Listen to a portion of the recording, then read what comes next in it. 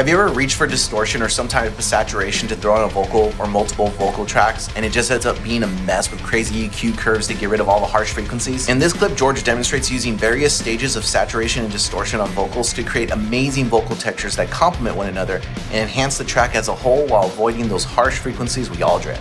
Enjoy. And what I'm going to do, here's something else I'm going to do. I'm going to turn on the plugins that need to be on the acapella bus, and that will be True Iron. This is a plugin that does transformer sounds, and that's it. It just imitates what happens when you start running audio through transformers. And if you don't know, different transformers have different tones. They can have different EQ curves, but typically that's just about how much top end and low end they let through. They also have different distortion characteristics, which then means that they imply different ways of giving audio weight or momentum. So when I first got this and I had a finished mix, I went through clicking all the different voicings and then left it on the one that I liked and then never thought about it again. So that's what I'm doing here. That's on. Soothe is just kind of the thing, specifically Soothe 2 as well. Just goes on, stays in place, does a couple of dB, and see it's called Vocal Harshness Ultra because I want the harshness ultra gone. And then we'll run into an instance of Softtube's tape plugin because I think it sounds nice. And it's one of these things that is subtle, but because of the extra flexibility with crosstalk, stability, how much drive you want, and picking the tape type and the tape speed, you can, at the end, very drastically alter the characteristic of the vocals, how the top end feels, whether there's a mid-range push, all sorts. So that tends to stay on. And that will be the basic workflow that everything's moving through. So with that in mind, what I'm going to do is I'm going to go through this intro section, followed by Kadim's screams, and then we'll balance the effects and get the dry stuff to meet it. So we're going to go through the first few sections and see how that goes. Cool. Perfect.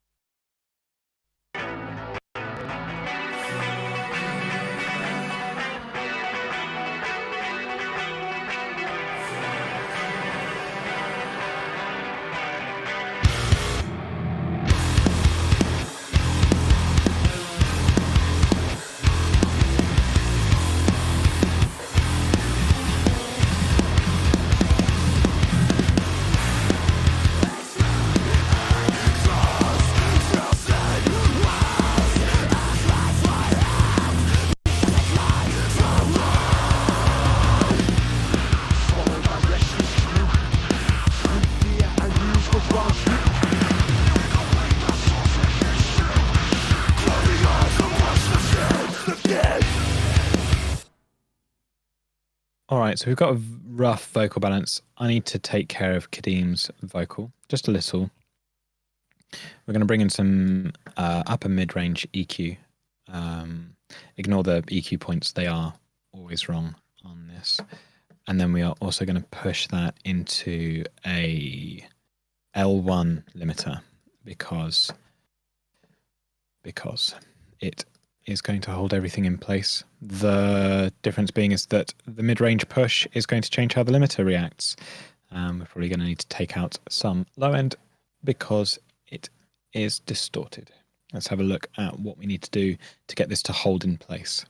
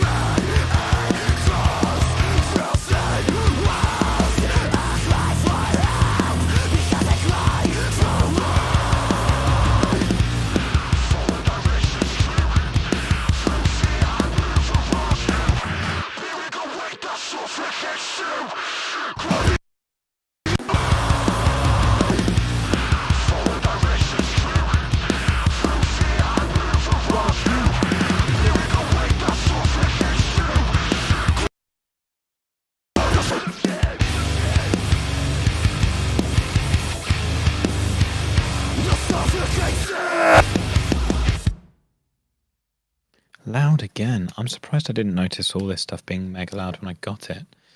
Right. So the thing with Loathe is there's this constant battle between having the vocals up but not super loud. They're supposed to be sat slightly down in the mix, which goes against what like modern production standards would say is normal. But that's their identity. So that's what I have to be mindful of in this instance, is that if I'm going to present this, that they're not going to be put off by the fact that the vocals are super loud and distracting from everything else that they've done instrumentally. We now need to get the Kadim dry to meet the effects. So that means I'm going to go with distortion. And a lot of it. So let's go here. And we'll bring in the limiter just in case. And we'll put it down to catch anything and see what's going on.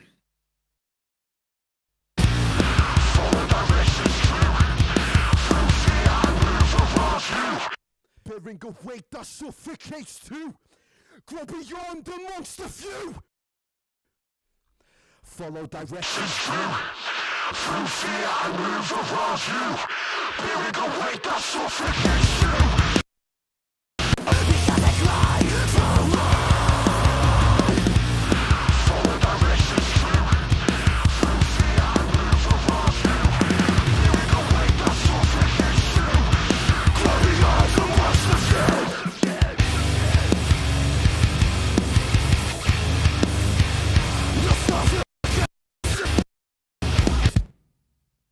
Bring in that reverse swelly boy thing.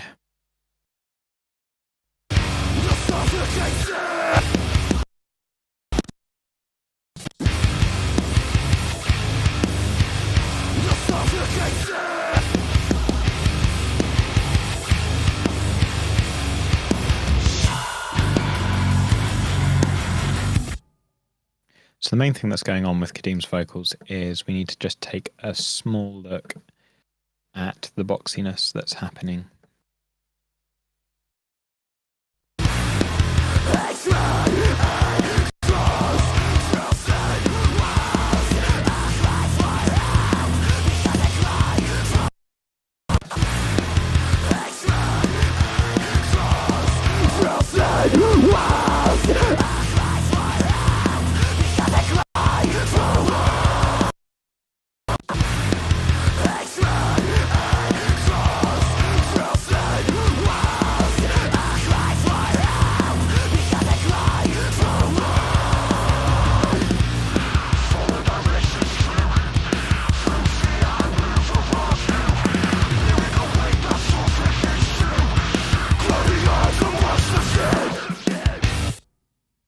Alright, so when he returns here, it's just a bit loud.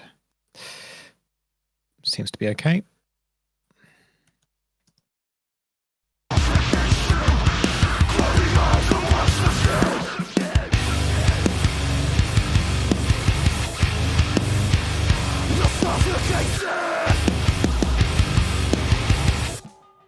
Alright, we've got a delay thing to do up here, so let's do that.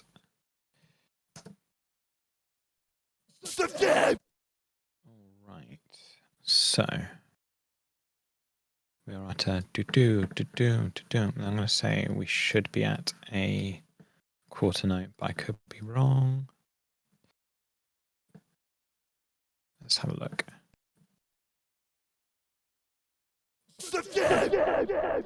I am wrong.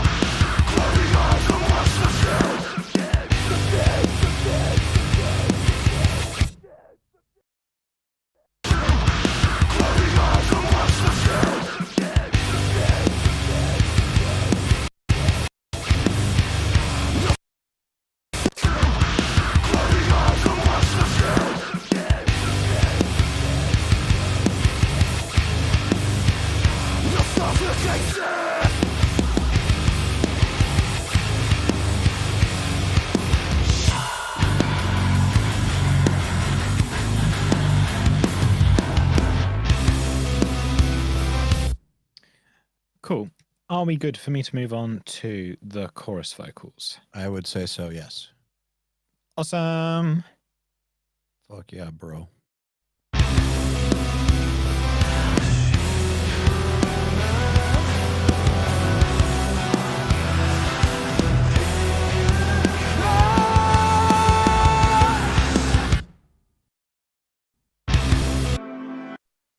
She will never know the beating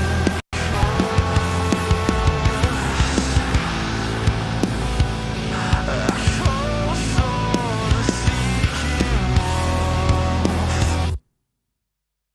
So we've got a duplicate of this singing print as a dry. So we're just going to, what did I do? I know I added reverb. So I'm going to bring in a reverb because that's cool. Drop that down. I can't have just done that. Let's have a listen. She will never know the beating chorus echoes of the sea. Obviously, I must have compressed it because that was very loud. So let's grab that. Attack all the way up. Crank that. See if we can grab it. She will never know the beating chorus